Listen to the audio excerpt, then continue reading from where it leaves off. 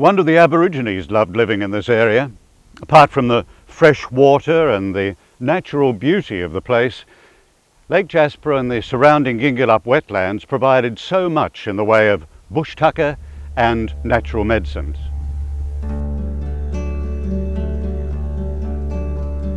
The name Gingilup means place of the spirits. Significant archaeological sites have been found in the area, including 8 sites containing Aboriginal artefacts beneath the lake itself. These sites are of worldwide significance and are Australia's only underwater prehistoric site of human habitation.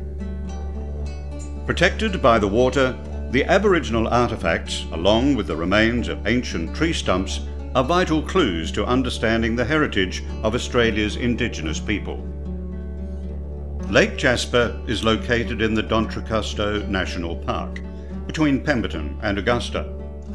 It's the largest natural freshwater lake in Western Australia, and is part of an extensive system of freshwater lakes, marshes and shrub swamps. The area is a breeding ground for some 25 species of water bird, and is a major nursery area for freshwater fish and frogs. So far, the Gingilup Jasper wetlands have escaped agricultural and industrial exploitation. If cable sands has its way, that's all set to change.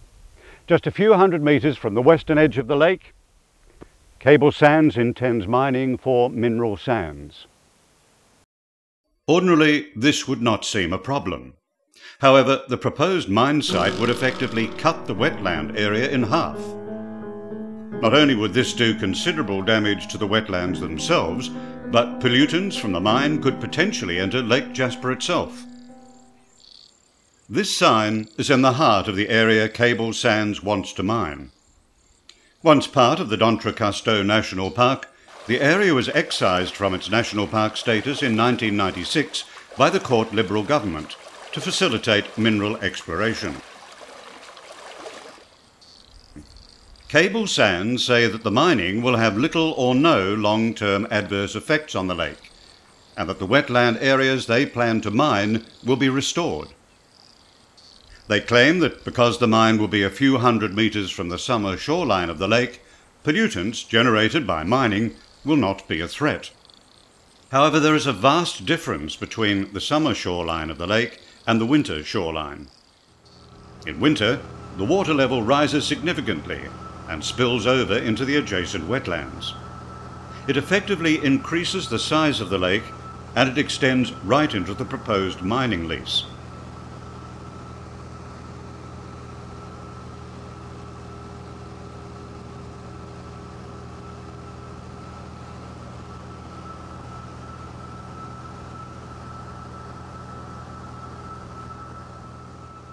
Water moves from the northwest to the southeast across the proposed mine site and into Lake Jasper.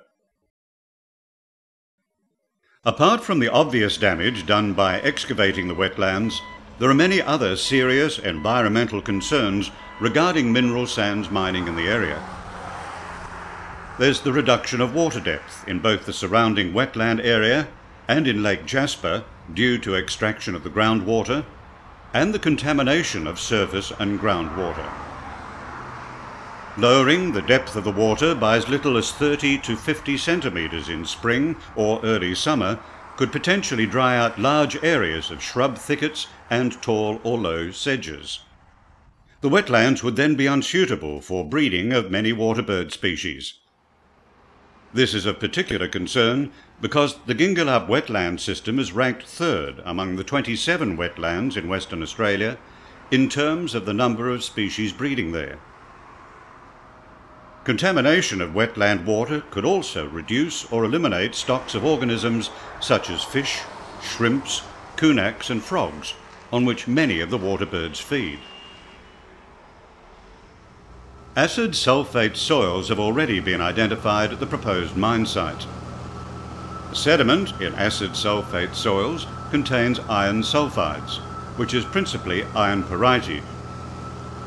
The exposure of pyritite in these soils to oxygen by drainage or excavation leads to the generation of sulfuric acid.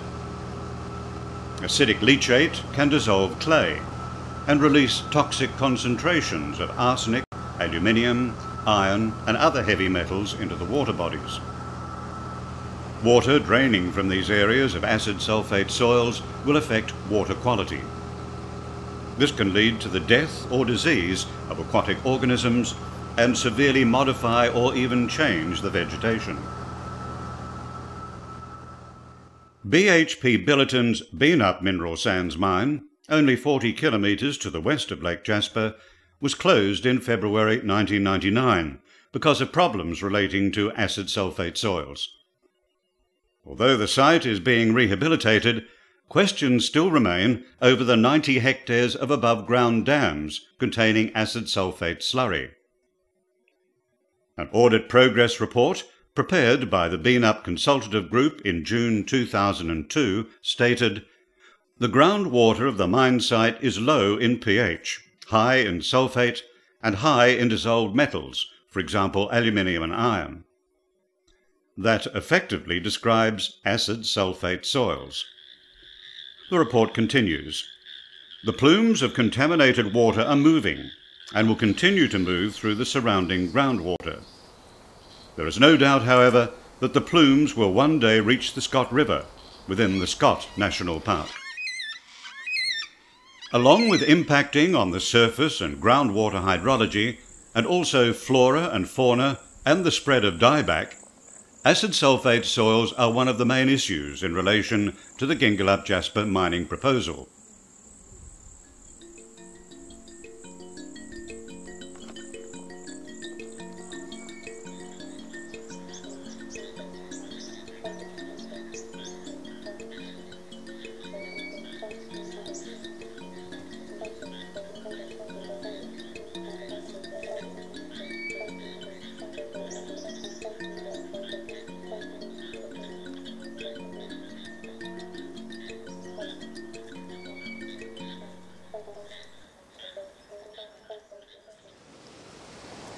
Jeff Evans and Andy Russell are members of the D'Entrecasteaux Coalition and have been campaigning for the protection of the Gingilup Jasper wetlands since the threat of mining first emerged. These wetlands, they're essential for flora, fauna. We have 7 of the 8 known freshwater fish in the southwest. It's a breeding ground for frogs and it's a really important nesting ground. We have to care for this land, we have to care for these wetlands. The state government's attitude towards conservation areas will have dramatic effects on nature-based tourism in the future, as many of our most popular national parks are now under mineral exploration. D'Entrecasteaux National Park and Lake Jasper are the jewels in the crown of wilderness areas in the southwest and provide tourism that is vital to South Coast communities. I'm Andy Russell. I run a local tourist company out of Pemberton, and the Lake Jasper and D'Entrecasteaux area is very important for myself and my visitors. This is a pristine lake and an undisturbed landform, and this is very vital that people have the opportunity to come and enjoy such an amazing place. To be able to be here, watch the sunrise, sunset over a beautiful, beautiful lake, the largest freshwater lake in Western Australia, and to imagine that we have a government that allows the land of a national park to be converted into a tenure which will allow potentially miners to come here and put a great big fat ugly mine right next to a lake is unbelievable. So in the future the potential is that we can come here and we'll have a 5-story high billowing mine polluting and destroying this incredible amazing environment. It just cannot be allowed. I'm just on the perimeter of Lake Jasper here, and what a magnificent ecotourism attraction, particularly for indigenous tourism or for cultural tourism or heritage tourism. The amount of diversity here is just phenomenal, and I cannot understand for the life of me why a mining company would be allowed in here to destroy one of our national treasures. And the prospects of nature-based tourism in this particular region is immense. And the old saying is that you don't know what you've got until it's gone, is exactly what we've got here. The state government is investigating the extraction of water from the Yarragadee aquifer in an attempt to maintain high levels of good clean drinking water for the people of Perth. The Yarragadee aquifer runs very close to the surface of Lake Jasper and the Gingilup Jasper wetlands. There's a risk of pollution if mining were to proceed. Will the state government learn from the mistakes of the past and say no to the Gingilup Jasper mine proposal? The Southwest Coalition of Aboriginal corporations and custodians of traditional lands have lodged a native title claim over the area. Wayne Webb is the Aboriginal spokesperson for Lake Jasper. We believe that anywhere where spirits are, or significant places like that, it should be avoided, people being there or doing anything there. It's okay to visit a place and then leave it as it was. But because it's so significant is because the lake itself used to be a little spring, and the people used to camp around the springs, and that's why we'll find there's about 9 different campsites around the lake, in the lake itself at the moment.